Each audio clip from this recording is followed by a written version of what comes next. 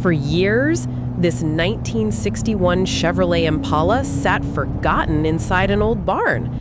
Covered in dust, rust, and decades of neglect, it seemed like nobody wanted it anymore. Most people saw an old car that wasn't worth saving. A forgotten classic left to slowly disappear with time.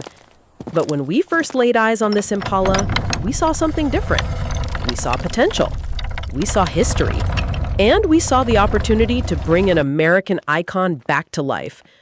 After carefully recovering the vehicle and transporting it to our workshop, we began a complete frame-off restoration.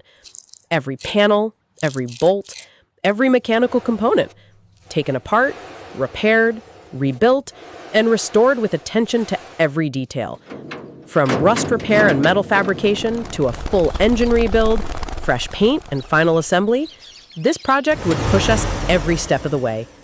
What started as an unwanted barn find would soon become something incredible.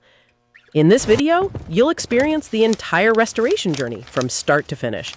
No talking, no distractions, just the satisfying sounds of real restoration work.